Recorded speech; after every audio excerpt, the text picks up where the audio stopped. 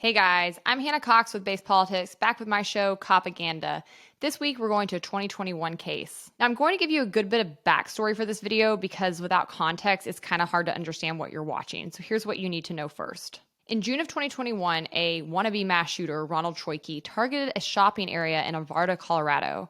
Within minutes, he gunned down Officer Gordon Beasley, and evidence later shows he meant to kill many, many more. The tragic event began when Ronald's brother called Arvada police asking for a welfare check. Officer Beasley and another officer then went to check on him, but he wasn't home. They then received a call to dispatch them to a nearby shopping area where reports of a suspicious person were pouring in. As they were walking through the parking lot, Ronald pulled up behind the officers, basically cornered them, got out of his truck, and gunned down Officer Beasley.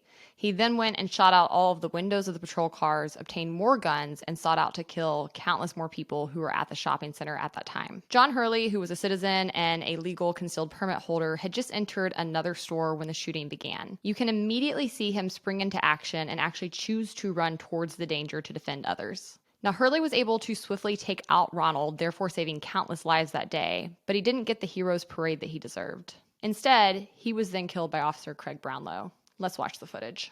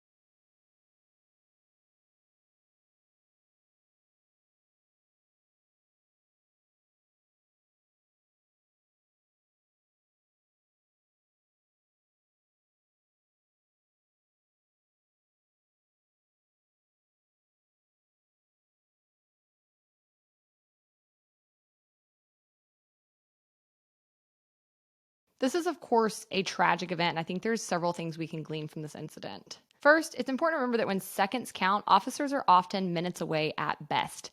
They simply cannot be at all places at all times, and that is why it is so important that we have citizens who can and will act in self-defense, both of themselves and others. Now, Hurley had actually trained for these kinds of events, not because he was under any obligation to do so, but merely because he seemed to take his responsibility as an armed citizen quite seriously, and he wanted to be able to ensure he could protect himself and those around him. It's actually a really rare person when these kinds of events strike that choose to run towards the danger to save others and not out the back door, which he actually could have done in this scenario and been safe. Not only did John Hurley save multiple citizens that day, he also saved countless police officers' lives because evidence later obtained showed that Ronald meant to kill many police officers specifically that day. A letter later found in his vehicle contained a host of specific threats against the Arvada Police Department. In it, he wrote, "Today I will kill as many Arvada officers as I possibly can, and I just hope I don't die without killing any of you pigs," he said in his letter.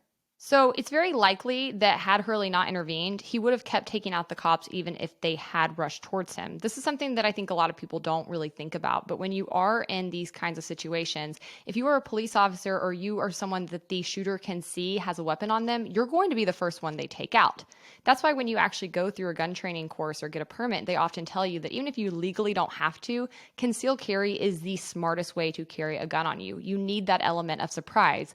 Otherwise, you're going to be the person that is targeted initially. Hurley was doing just that. He had the element of surprise, he had the training that he needed, and he was a hero. He chose to rush in and defend people.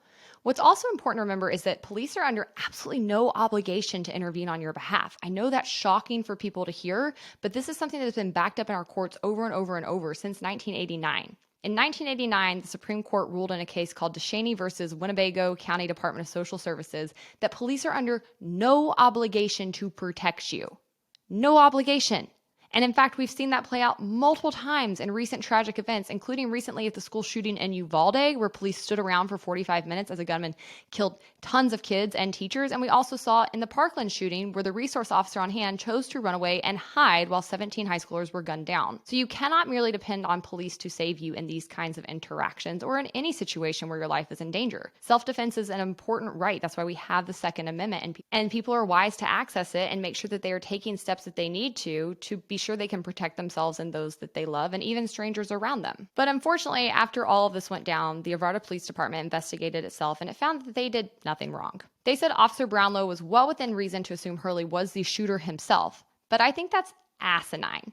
He could have been an undercover cop. He could have obviously been a legal gun owner intervening on behalf of others, which he was. There are millions of gun owners out there. For police to make that calculation doesn't actually make any sense. In fact, reports showed that Officer Brownlow had seen the actual suspect running through the square and then lost sight of him, so he should have had some idea what he was wearing that day. Cops should not be able to just shoot first and ask questions later, even and especially in high-intensity situations like this one. No citizen would be able to get away with using that as an excuse for accidentally killing someone, so neither should a police officer. And we have to think about what these kinds of decisions do to the incentive for future citizens to intervene. If you do take those risks and you're willing to put yourself on the line and try to save people, and then you can expect to get gunned down by a cop accidentally who's a little trigger happy and doesn't take time to look at the event, ask questions, even ask you to put your gun down before they shoot and kill you, that means most people are going to take the obvious move to run out the back door and not look out for other people. And again, since cops are under no obligation to save you, that means most people are going to be left without any kind of defense whatsoever. They're going to be sitting ducks in these situations. For the record, as of 2021, this is the second time that this particular district attorney found a police officer legally justified in shooting someone that was acting in self-defense. Adams County prosecutors in 2018 declined to charge an Aurora police officer who shot and killed a 73-year-old homeowner who was defending his home against a violent intruder.